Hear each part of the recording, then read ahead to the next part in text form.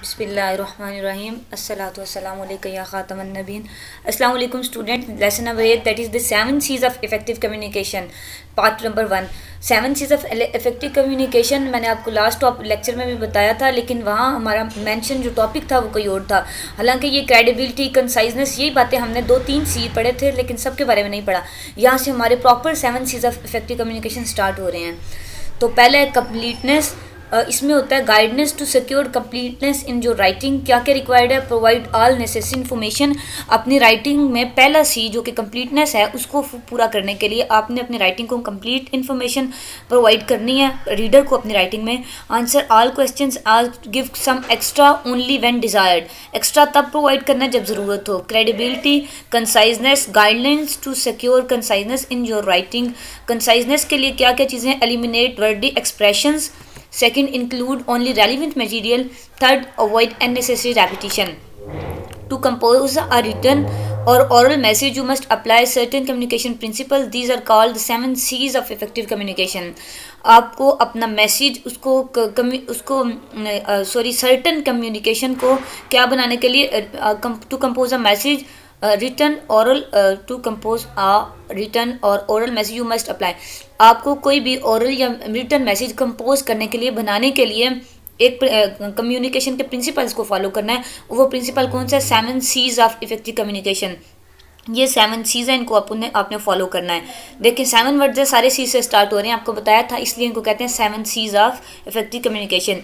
Completeness, conciseness, consideration, concreteness, clarity, courtesy, correctness. इसमें से 2-3 हमने लास्ट लेक्चर में आपको पता है डिस्कस किए हैं, लेकिन जहाँ हम इनको फर्दर डिटेल से डिस्कस करेंगे। पहला कंप्लीटनेस है, उससे पहले ऊपर देख लेते हैं कि the 7 Cs apply to both written and oral communication. ये बात याद रखनी है कि सिर्फ रिटन कम्युनिकेशन पे इसको नहीं, आपने स्पेसिफिकली अप्लाई करना, ओरल पे भी अप्लाई होते हैं। Although this lesson discuss these principles on a sentence level, yet they are applicable to all forms of communication. वो कह रहे हैं कि हम इस लेक्चर में इसको सेंटेंस लेवल पे यानी कि रिटन कम्युनिकेशन के लिए ज़्यादा डिस्कस करेंगे, लेकिन जो ओरल पे भी एप्लीकेबल हैं, दोनों कम्युनिकेशंस पे अप्लाई होते हैं। To some extent, the principles overlap because they are based on a common concern for the audience, where the audience consists of listeners or readers. दोनों ऑडियंस जो अगर बेशक वो सुनने वाले हैं या पढ़ने वाले हैं, मीन्स आप ओरल कम्युनिकेशन कर रहे हैं या रिटन कम्युनिकेशन कर रहे हैं, आपको कंसर्न ऑडियंस होते हैं कि ऑडियंस के लिए आप अपने मटेरियल को अंडरस्टैंडेबल बनाएं। इसलिए ये दोनों में, ओरल और रिटन में यूज़ होते हैं, क्योंकि ये कम्युनिकेशन को इफेक्टिव बनाते हैं, अंडरस्टैंडेबल बनाते हैं। First C that is completeness. जो message is complete when it contains all the facts readers or listener need for the reaction you desire. आपका मैसेज कंप्लीट मैसेज तब होता है जब उसमें सारे वो वाले फैक्ट्स हों जो पढ़ने वाले या सुनने वाले को डिज़ायर हैं, जो उसकी ख्वाहिश है, जो वो आपसे चाहता है, वो सब चीज़ें उसमें मौजूद हों। तो that message, that document, that particular your context will be called complete contents. Communication senders need to assess their message from the eyes of the receivers to be sure they have included all the relevant information. अगर आप कोई message send कर रहे हैं तो वो message ऐसा हो कि रिसीवर की आइज़ यानी कि एट अ ग्लैंस वो एक नज़र में ही देख ले कि आपका जो आपकी इन्फॉर्मेशन आपने उसे प्रोवाइड किया वो रेलिवेंट है और वो कंप्लीट है। पढ़ेगा तो वो तब ना जब उसको अपने से रेलिवेंट लगेगी। अगर इरेलीवेंट लगेगी तो डेफिनेटली वो उसको छोड़ देगा। At a glance, at a eye movement उसको पता चल जाएगा कि आपका मैसेज रेलिवेंट है या नहीं। तो रेलिवेंट तब होगा जब कंप्लीटनेस उसमें कम होगी। नेक्स्ट है बेनिफिट्स ऑफ कंप्लीटनेस। मैसेज को कंप्लीट करने के, अपनी राइटिंग को, अपनी रिटन कंपोजिशन को कंप्लीट करने के फ़ायदे क्या हैं? Complete message are more likely to bring the desire result. जो आप रिजल्ट कॉन्सिक्वेंसेस चाहते हैं वही आपको हासिल होगा अपने कंप्लीट मैसेज से। They do a better job at building goodwill. Communication that सीज inconsequential can become very important if information it contains a complete and effective. वो कहता है आप जो कम्युनिकेशन चाह रहे होते हैं, जो कॉन्सिक्वेंसेस उस डिमांड कर रहे होते हैं कम्युनिकेशन से, वो आपको मिलते हैं अगर आपका जो कम्युनिकेशन है वो कंप्लीट होगी, और कंप्लीट होगी तो वो इफेक्टिव भी होगी। कॉन्सिक्वेशन जो आपको कॉन्सिक्वेंसेस जो आप डिसाइड करें वो आपको मिलेंगे, और गुडविल आप ऑब्टेन करेंगे उसके रीडर की या लिसनर की। Guidelines to secure completeness in your writing में कंप्लीटनेस लाने के लिए आपको ये चीज़ें फॉलो करनी है कि आपको सारी की सारी नेसेसरी इन्फॉर्मेशन प्रोवाइड करनी है। ये हम कोई बहुत बार पढ़ चुके हैं अपने इन 7-8 लेक्चर में कि इधर उधर की आपको बात बिल्कुल नहीं करनी। थोड़ी इन्फॉर्मेशन एक्स्ट्रा दें, कब, जब ज़रूरत हो, सिर्फ तब, और एक्स्ट्रा भी रेलिवेंट हो, इररेलिवेंट एक्स्ट्रा इन्फॉर्मेशन भी देने की ज़रूरत नहीं है, ठीक है। और जो नेसेसरी है वो कम्प्लीटली प्रोवाइड करें, और जो क्वेश्चन पूछे गए हैं या क्वेश्चन जो आपके माइंड में हैं कि वो रीडर या लिसनर के माइंड में ये क्वेश्चन आ सकते हैं, रेलिवेंट क्वेश्चन, ये बात याद रखनी है, रेलिवेंट रहना है, टू द पॉइंट रहना है, उनको तमाम क्वेश्चन के आंसर दें और एक्स्ट्रा तब प्रोवाइड करें जब ज़रूरत हो। ये हमने पढ़ा था ना कि बैकग्राउंड प्रोवाइड करें। अगर आपका टॉपिक ऐसा है जिसका बैकग्राउंड रीडर या आपका लिसनर उससे फेमिलियर नहीं है तो आप उसका बैकग्राउंड प्रोवाइड करें। तो बैकग्राउंड एक किस्म की एक्स्ट्रा चीज़ होती है, लेकिन जितना आपसे टॉपिक से रिलेट करता है सिर्फ उतना प्रोवाइड करें। Provide all the necessary information. अच्छा, इसमें ऑल द नेसेसरी इन्फॉर्मेशन में आ गया 5 W's है, W's that make the message clear, who, what, when, where, why, ये W's हैं। ये 5 W क्वेश्चन इनको कहते हैं। जो क्वेश्चन इससे शुरू हो रहा है ना, इस वर्ड से, उसको W क्वेश्चन हम कहते हैं। अच्छा, अब आपने अपने मैसेज में बताना है कि हु कौन है, आप कौन है पहले तो, अगर आप ऑर्गेनाइजेशन की तरफ से लिखने आपने उसको इंट्रोडक्शन करवाना है, ठीक है। और सेकंड, व्हाट, लिख क्या रहे हैं, आपका डॉक्यूमेंट किस चीज़ पे कंप्राइज कर रहा है, आपको पता है प्रॉब्लम स्टेटमेंट इसमें आ जाती है, वो लिखेंगे। फिर आप लिखेंगे व्हेन का बारे में आंसर देंगे कि आप चाहते क्या हैं या आपका क्या मतलब इसमें प्रोसीजर है, वट एवर, ये भी प्रॉब्लम स्टेटमेंट का ही पार्ट है, व्हेन वाला आंसर भी। वेयर और वाई, वेयर यानी कि कहाँ, आप इसको कहाँ तक इफेक्टिव बनाना चाह रहे हैं अपने कम्युनिकेशन को, अपने डॉक्यूमेंट को, और आपका पर्पज़ क्या है। वाई में आ जाएगा मेनली पर्पज़ कि आप लिख क्यों रहे हैं। इन सारे W's क्वेश्चन के आपने आंसर देने हैं कम्युनिकेशन को नेसेसरी इन्फॉर्मेशन प्रोवाइड करने के लिए। एग्जाम्पल देख लेते हैं। When requesting merchandise, make sure. What do you want? When do you need it? To whom and where is it be sent to? Is it to be sent? And how would the payment be made? Merchandise आपको पता है ना, तजारती सामान जो होता है उसको कहते हैं। अब वो कह रहे हैं इसके बारे में आपने कोई डॉक्यूमेंट लिखना है, आपने लिखना है कि आप चाहते क्या हैं, सामान कैसा हो, मर्चेंडाइज में क्या हो, और कब आपको ये चाहिए, व्हेन, कब आपको रिक्वायर है ये, और आपको कहाँ सेंड किया जाए या किसको सेंड किया जाए, और इसकी पेमेंट कौन और कैसे करेगा। ये सारी क्वेश्चन, ये W क्वेश्चन की एक एग्जांपल है। लेकिन आपको तो डेफिनेटली आपका टेक्निकल या बिजनेस आपकी राइटिंग होगी तो उसमें ये थोड़ा सा डिफर करेंगे। Well, answer all the question asked. Look for questions. Some may appear buried within a paragraph. Locate them and answer them precisely. आप क्वेश्चन ढूंढे। अगर आपको कोई प्रॉब्लम स्टेटमेंट प्रोवाइड की गई है कि आपने इस बात पे डॉक्यूमेंट लिखना है, इस स्टेटमेंट पे, तो स्टेटमेंट में उस पैराग्राफ में जो आपको दिया गया उसमें क्वेश्चन बरीड होंगे। आपने उन क्वेश्चन को, हिडन क्वेश्चन को तलाश करना है, ढूंढना है, उनको लोकेट करें और उनके प्रिसाइजली आंसर करें अपनी राइटिंग में। A colleague or a prospective customer's reaction to an incomplete answer are likely to be unfavorable. अगर आपका आंसर इनकम्प्लीट है, कंप्लीट नहीं है, तो आपके कस्टमर का या आपके कुलीग का जो रिएक्शन होगा वो फेवरेबल नहीं होगा, अच्छा नहीं होगा। The customer may think that the respondent is careless or purposely trying to conceal a weak spot. आपका कस्टमर, अगर आप ऑर्गेनाइजेशन में काम करते हैं, आपने किसी कस्टमर के लिए या ढेर सारे कस्टमर्स के लिए आपको कोई डॉक्यूमेंट या कोई एडवर्टाइजमेंट वाली थिंग आपको लिखनी पड़ गई है, पब्लिश करनी पड़ गई है, अगर वो इनकम्प्लीट होगी और उनके क्वेश्चंस के आंसर उसमें नहीं होंगे तो वो ये सोचेंगे कि लिखने वाला है या तो केयरलेस है, और या तो वो अपने पर्पज़, उसका पर्पज़ ऐसा है कि वो कुछ हमसे कंसील करना चाहता है, अपने वीक पॉइंट्स, अपनी ऑर्गेनाइजेशन के वीक पॉइंट्स हमसे छुपाना चाहता है, कंसील करना चाहता है। मतलब नेगेटिव इम्पैक्ट आपका जाएगा उन पे अगर आपका मैसेज इनकम्प्लीट होगा तो। In general, omission cast suspicious whether you are answering an inquiry about your product or recommending a former employee to a new job. वो कहता है कोई चीज़ आप ओमिट करते हैं ना, यानी कि मैसेज को इनकम्प्लीट करते हैं, उसमें से इनकम्प्लीट करने का ये मतलब है कोई चीज़ आप उसमें से ओमिट करते हैं, निकालते हैं, डिलीट करते हैं।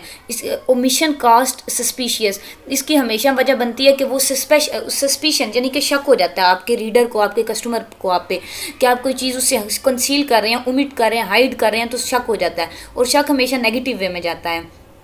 अच्छा, अगर तो आप कोई प्रोडक्ट सेल कर रहे हैं के लिए अपनी ऑर्गेनाइजेशन की तरफ से डॉक्यूमेंट तैयार कर रहे हैं या किसी एम्प्लॉई को जॉब रिकमेंड कर रहे हैं, तो दोनों तरह से आपका जो डॉक्यूमेंट है वो अगर ओमिशन होगा, अगर वो इनकम्प्लीट होगा, तो उसमें एक सस्पिशंस की कैफियत कह रहे हैं, एक सिचुएशन क्रिएट हो जाएगी जो आपके लिए नेगेटिव इम्पैक्ट आएगा। If you have no information और particular question say to clearly, अगर आपको किस सवाल का जवाब नहीं आता तो आप क्लियरली कह दें कि ये मुझे नहीं पता, सॉरी, या मुझे जितना पता था मैंने उतना बता दिया, मुझे अपने पे श्योर नहीं हूँ मैं अपने आंसर पे, ठीक है, क्लियरली बता दें। ये चीज़ आपके लिए होता है, बाज़ लोगों को ऐसा होता है कि वो शेम फील करते हैं, लेकिन ये चीज़ आपको हमेशा आपके लिए पॉजिटिव एक एक्सपेक्ट आपको आपकी पर्सनैलिटी को देती है। आप जितने मर्जी बड़े लेवल पर चले जाएँ, हर बंदा हर चीज़ नहीं जानता होता, तो आप क्लियरली कह दें कि sorry I do not know, या आप अगर कुछ थोड़ा बहुत जानते हैं तो आप बता दें कि ये मेरे इल्म के मुताबिक ये है, but I am not sure in it, okay. If you have unfavourable information in answer to certain question, handle your reply with both tact and honesty. बताया ना कि अगर अनफेवरेबल इन्फॉर्मेशन आपके पास ठीक तरह से नहीं है तो आप उसको ईमानदारी के साथ और टैक्ट के साथ हैंडल करें। अपने ईमानदारी से जो आता है वो बता दें, बाकियों के बारे में भी कह दें कि आई डोंट नो या I am not sure. Example देखें, in one instance a software distributor when replying to a customer's letter answered only 4 of the 7 questions। एक सॉफ्टवेयर डिस्ट्रीब्यूटर है, वो अपने कस्टमर के ख़त का जवाब दे रहा है, उसके कस्टमर ने 7 क्वेश्चन किए, उसमें से वो 4 सवालों का सिर्फ उसको जवाब दे रहा है। The original questions had somewhat hidden and buried 5 long paragraphs so the respondent apparently overlooked them। वो कहता है जो ओरिजिनल क्वेश्चंस थे वो एक लंबा पैराग्राफ था, उसने ना लेटर लिखा, कस्टमर ने सॉफ्टवेयर डिस्ट्रीब्यूटर को एक लेटर लिखा, अब उस लेटर के लंबा सा पैराग्राफ में से उसने 7 क्वेश्चन निकाले, 7 में से उसने सिर्फ 4 के जवाब दिए। अब वो कह रहा है जो ओरिजिनल क्वेश्चन थे ना वो एक पैराग्राफ की शक्ल में थे, ठीक है, और respondent apparently overlook them. Respondent ने यानी कि जो सॉफ्टवेयर डिस्ट्रीब्यूटर था, जवाब देने वाला, उसने एक बार उसको देखा पैराग्राफ को। The reply was incomplete and unfriendly and cause the distributor to loss business. अब उसने एक बार देखा ना उसको, तो उसको 7 सवाल मिले, लेकिन उसने जानते बूझते हुए भी 4 सवालों के जवाब दिए। तो अब आपको पता चल रहा है, अब उसका रिप्लाई इनकम्प्लीट था, तो इससे क्या हुआ, अनफ्रेंडली था उसका, जो अनकोऑपरेटिव था उसका रिप्लाई, तो उसके डिस्ट्रीब्यूटर के बिजनेस को लॉस हुआ, नुकसान हुआ उसके इनकम्प्लीट आंसर का। Sometimes before you can answer a question, you need certain specific information from the inquirer। कब बाज़ ऐसा होता है जब आपको किसी सवाल का जवाब देना हो तो आपको पूछने वाले से कोई सर्टन इन्फॉर्मेशन भी चाहिए होती है, कि आप उसे ये पूछना चाहते हैं कि आप किस वे से ये बात कर रहे हो, मैं उस वे से आपको रिस्पॉन्ड करूँ। आपको उसका डायरेक्शन क्लियर नहीं होती, आप वो उससे इंक्वायर करना चाहते हैं, तो क्या करें, if so it is a good idea to list the needed details on a reply from that the inquirer can fill out and return to you. अगर ऐसी आपके साथ सिचुएशन बने तो आप ऐसा करें, एक नीडेड डिटेल्स की लिस्ट तैयार करें कि ये चीज़ें आप मुझे बताएं, इससे आपका क्वेश्चन मुझे ज़्यादा क्लियर हो जाएगा और मैं आपको कम्प्लीटली आपके क्वेश्चन का रिस्पॉन्ड कर सकूँगा या कर सकूँगी, ठीक है। तो आप एक लिस्ट तैयार करें, उसको भेजें और वो आपको रिटर्न करे। In this way both your answer and that of your respondent will be complete. इस तरह आपका आंसर भी कंप्लीट हो जाएगा और वो आपसे ज़्यादा सेटिस्फाई हो जाएगा कि इसको मेरे क्वेश्चन का क्लियर समझ नहीं आई, इसने मुझसे दोबारा पूछा, यानी कि वो आपका एक ट्रस्ट उस पर डिवेल्प हो जाएगा। Give something extra when desired. C वाला इसका पॉइंट है कि use your good judgement in offering additional material if sender's message was incomplete.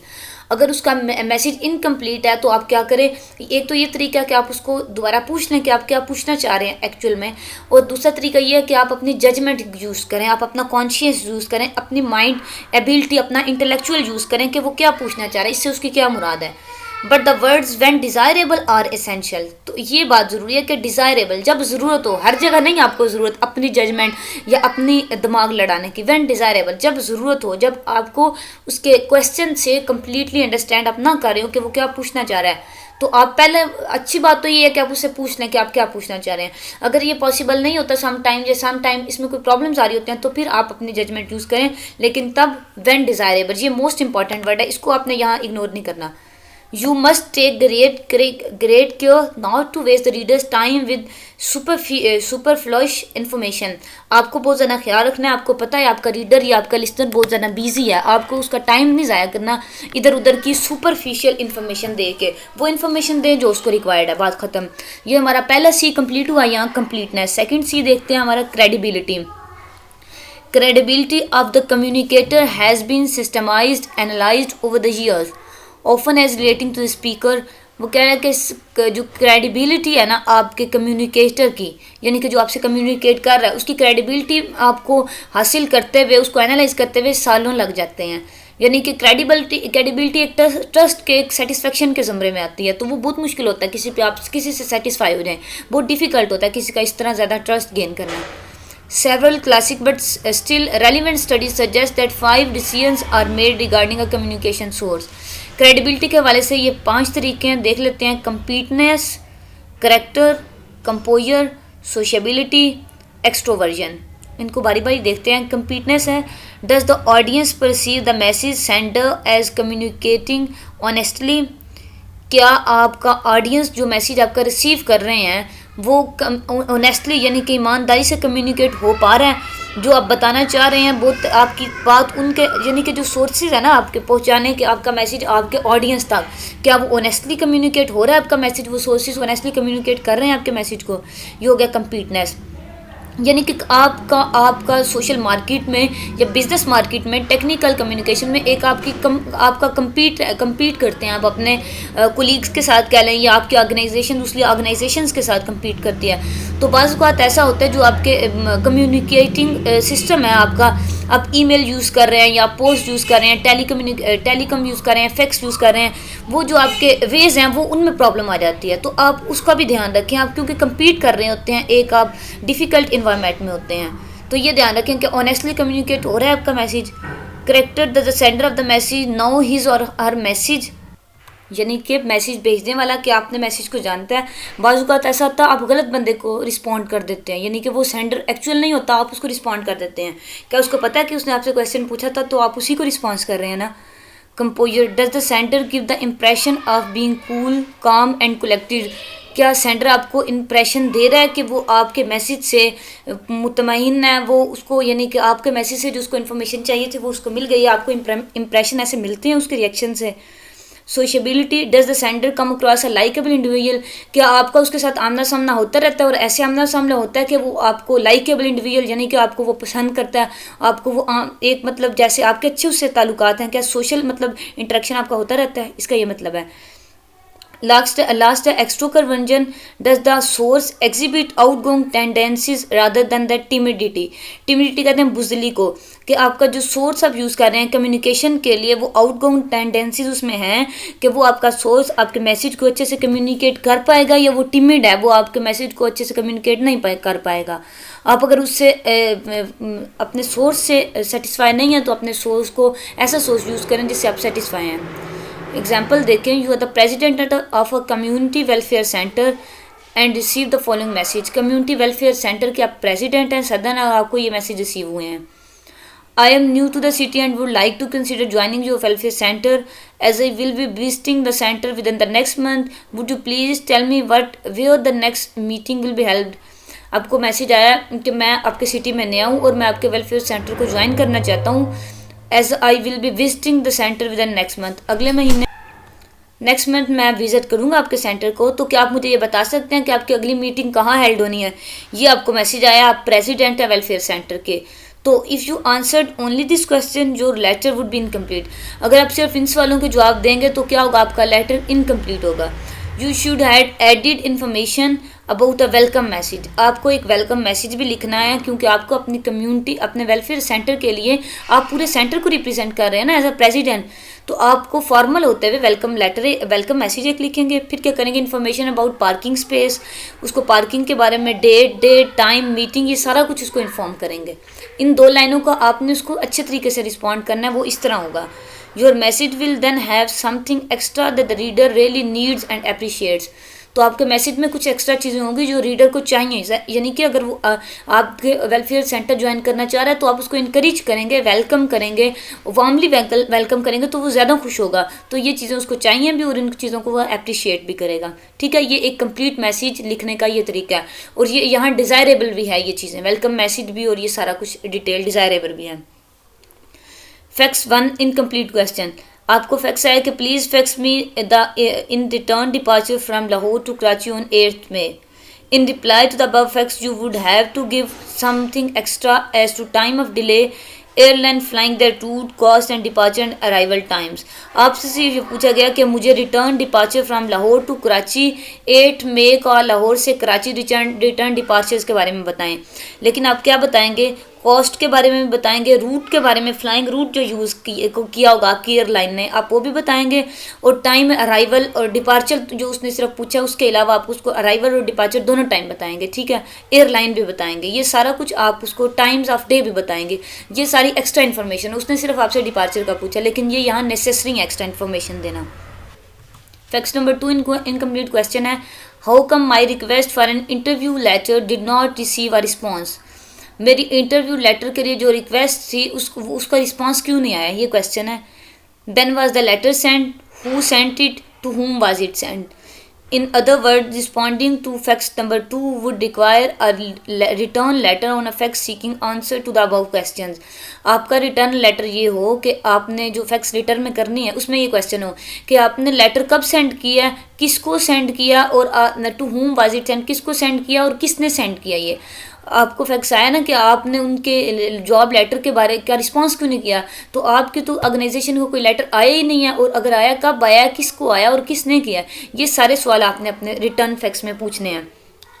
Conciseness आ गया नेक्स्ट, थर्ड जो सी हम देखने लगे हैं। Conciseness is saying that you want to say in fewest possible words without sacrificing the other C qualities. ये हमने पढ़ा है अपने लास्ट लेक्चर में भी कि आपने कम लफ्ज़ों में ज़्यादा चीज़ें बता देनी है, मेन आइडिया बता देना है। और मेन बात जो यहाँ आप जो पिछले लेक्चर में आपने नहीं पढ़ी वो यहाँ कंसिडरेबल है, वो ये without sacrificing the other C qualities. बाकी सी क्वालिटीज़ कंप्लीटनेस और जो आपने ऊपर 2 क्वालिटीज़ सी पढ़ी हैं उनको सेक्रीफाइस किए बगैर उन क्वालिटीज़ को भी पूरा करना है, और अपने फ्यूएस्ट वर्ड्स पॉसिबल वर्ड्स भी यूज़ करना है। ये बातें आपने याद रखनी है कि वो क्वालिटीज़ भी ना आपसे मिस हों और वर्ड्स भी कम यूज़ हों। A concise message saves time and expense for both the sender and the receiver. Expense for both, sorry. वो रिसीवर और सेंडर दोनों का टाइम बचाता है। It increases emphasis in the message. Message अब जितनी लंबी बात होगी उसकी उतनी वैल्यू कम हो जाएगी, वर्थ कम हो जाएगी। छोटी बात करें, वर्थ ही करें। It shows respect for the recipient by not cluttering them with unnecessary information. Receive करने वाले की एक रिस्पेक्ट शो होती है जब आप उसको कम इन्फॉर्मेशन और मेन इन्फॉर्मेशन कम लफ्ज़ों में दे रहे होते हैं कि आप उसको ज़्यादा लफ्ज़ों से उसको आप उकताहट का शिकार नहीं कर रहे। कंसाइज मैसेज है। अच्छा कंसाइजनेस अचीव करने के लिए आपको क्या करना है, वर्डली एक्सप्रेशन को एलिमिनेट कर दें, इंक्लूड ओनली रेलिवेंट मटेरियल सिर्फ ऐड करें, अननेसेसरी रेपिटेशन से अवॉइड करें, ठीक है। अब इनकी भी आगे डिटेल है बारी बारी, मेरे ख्याल से तो यहाँ इसकी ज़रूरत नहीं थी क्योंकि हम लास्ट लेक्चर में डिटेल से पढ़ के आए हैं इसको। वेल देख लेते हैं यहाँ पे अभी। अब use single words substitute instead of phrases when ever possible without changing meaning.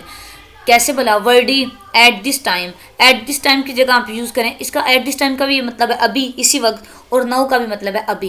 कि ये वर्ड फ्रेज लंबे लंबे अल्फाज इस्तेमाल करने के बजाय एक वर्ड में उनको अपना मीनिंग एक्सप्रेस करने के लिए आप एक वर्ड यूज़ करें, ठीक है।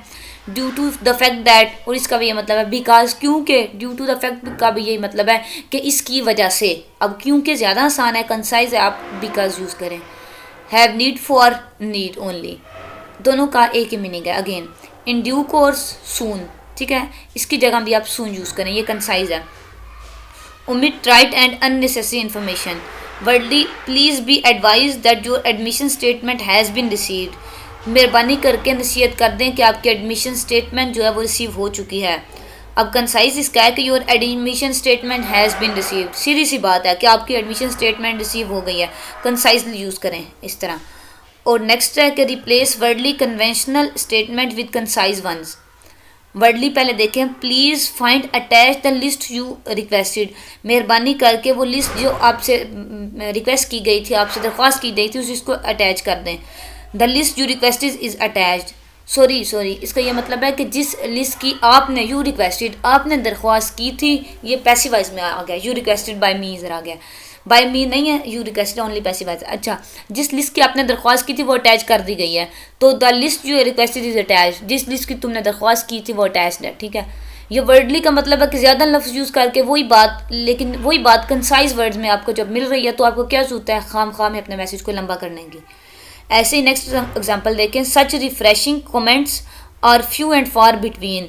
फ्यू एंड फार बिटवीन एक फ्रेज़ है इंग्लिश में, जैसे मुहावरे नहीं होते उर्दू में, वैसे कि कभी कभार, इक्का दुक्का जिसको कहते हैं। कैसे रिफ्रेशिंग कमेंट्स हमें कभी कभार ही मिलते हैं।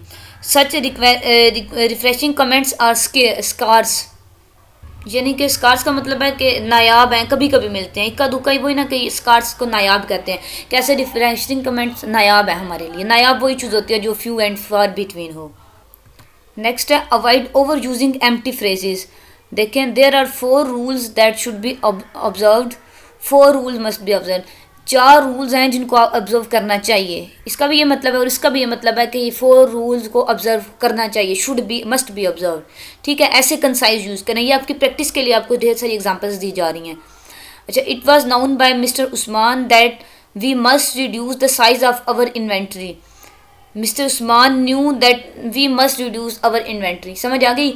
It was known by mister Usman. अब इतना लंबी कहानी डालने की क्या ज़रूरत है, कहानी बनाने की ज़रूरत क्या है कि ये बात मिस्टर उस्मान जानते हैं और मिस्टर उस्मान न्यू, इसका भी यही मतलब है 2 लफ्ज़ों का, इसलिए आप इसको यूज़ करें, कंसाइज यूज़ करें।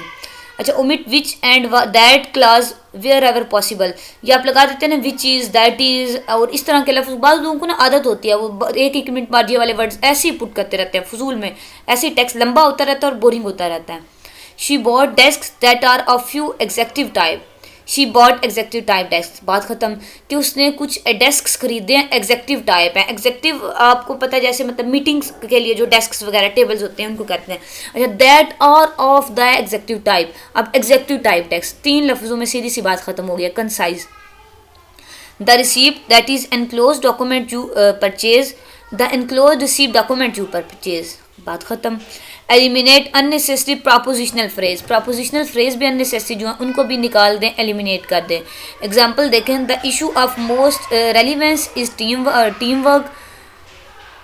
कंसाइज क्या है कि the most relevant issue is team work, कि जो ज़्यादा हमारे हमसे मुतल्लिक जो इशू है वो ये इशू है कि टीम वर्क है। इधर भी यही बात है, लेकिन इधर उस बात को थोड़ा सा उल्टा करके बताया गया, यहाँ थोड़ा सा छोटा हो गया और सीधी सी बात हो गई concise way. In most cases the date of the inquiry is indicated in the upper right corner. ज़्यादातर जो इंक्वायरी की डेट है वो ऊपर अपर राइट कॉर्नर में लिखी होती है। ठीक है, the policy date is the upper right corner, बात खत्म, कि policy date upper right corner में लिखी है। In most of the cases, ये फ्रेज हमें यूज़ करने की ज़रूरत ही नहीं है यहाँ। लिमिट योर पैसिव वॉइस, ये तो आपने बार बार पढ़ा है कि पैसिव वॉइस आपने अवॉइड करना, जितना पैसिव ना करें, अपने सेंटेंस को, अपनी स्पीच को डायरेक्ट वॉइस में रखें। The total balance due will be found on page 2 of this report. The balance due is on page 2 of this report, बात खत्म। The reports are to be submitted by employees prior to 5 PM at which time they will be received by Ali. देखा, यहाँ भी bye employees वाला passivise और यहाँ भी passivise use हुआ है, और ये सीधी सी बात है, please submit your report to Ali by 5 PM, बात खत्म, कि 5 बजे मेहरबानी करके अपनी रिपोर्ट अली को सबमिट करवा दें। यहाँ भी वही बात लिखी हुई है, लेकिन ऐसे ही लफ्ज़ों के हेर फेर से ज़्यादा लंबा करके उसको लिखा हुआ है। इंक्लूड ओनली रेलिवेंट मटेरियल, सिर्फ रेलिवेंट मटेरियल यूज़ करें जो आपसे और आपके रीडर से रेलिवेंट है। फजूल बातें ना करने की खुद कोशिश करें, ना अपने रीडर को बोर करें। इसका रेलिवेंट मटेरियल की क्या क्या ट्रिक्स हैं? Stick to purpose of the message, हाँ, मैसेज का पर्पस जो है उससे आप स्टिक रहें, पूरी राइटिंग में अपने पर्पस पे फोकस्ड रहें। Delete irrelevant words and rambling sentences, omit information obvious to the reader. Irrelevant word भी, रैम्बलिंग सेंटेंसेस भी वो होते हैं जो फजूल में घुमाते फिराते रहते हैं आपके स्टेटमेंट को, आपके ओरिजिनल पर्पस को, उनको डिलीट कर दें। अच्छा, इन्फॉर्मेशन ऑब्वियस नहीं है जो रीडर के लिए, उसको ओमिट कर दें, निकाल दें। Avoid long introductions, unnecessary explanations, pompous words and gushy politeness. फजूल की आप पोलाइटनेस यानी गशी, ऐसे मक्खन लगाना जिसको कहते हैं, वो ना यूज़ करें। खुशामदी अल्फाज और अननेसेसरी, फजूल की कुछ लोगों की आदत होती है ऐसे ही बात को एक्सप्लेन करते रहते हैं, हालांकि वो एक सेंटेंस से भी बात क्लियर हो रही होती है, फजूल में उसको एक्सप्लेन करते रहते हैं, उसको 4, 5, 10 लफ्ज़ साथ में लगा देते हैं। इन सारी चीज़ों से आपने अवॉइड करना है। Get to the important point tactfully and concisely. Tactfully यानी कि आप एक हरबे से, एक तरीके से अपने इंपॉर्टेंट पॉइंट की तरफ आएँ। कंसाइजली, कंसाइजनेस से आप अच्छी तरह वाकिफ़ हो गए हैं आप। Example, we hereby wish to let you know that our company, हम यहाँ हैं ये चाहते हैं कि आप इस बारे में जानें कि हमारी company is pleased with the confidence you have respond us in us. हमारी कंपनी आपके उस कॉन्फिडेंस से जो आपने हमें रिस्पॉन्ड किया है बहुत खुश हुई है। देखा कितनी लंबी कहानी बता दी, हालांकि बात एक लफ्ज़ किया, वो ये वी अप्रिशिएट योर कॉन्फिडेंस, बात ख़त्म। Avoid unnecessary repetition, unnecessary repetition leads to dullness. यानी कि अगर बुरा ज़रूरत आप रिपीट करते जाएंगे एक बात को बार बार, तो क्या होगा, डल हो जाएंगे आपके ऑडियंस, वो इंटरेस्ट उनका, वो फोकस नहीं रहेगा आपकी राइटिंग में। Use short names when you have mention the long ones. For Shaukat Khanum memorial cancer hospital, use Shaukat Khanum और सिंपली द हॉस्पिटल, कि अगर आप इस हॉस्पिटल की बात कर रहे हैं, आप हॉस्पिटल पे एक अपने डॉक्यूमेंट लिख रहे हैं, आपने शुरू में लिख दिया कि ये हॉस्पिटल है, तो आगे आप बार बार पूरा इतना ये 6 7 10 लफ्ज़ों का नाम ना यूज़ करें।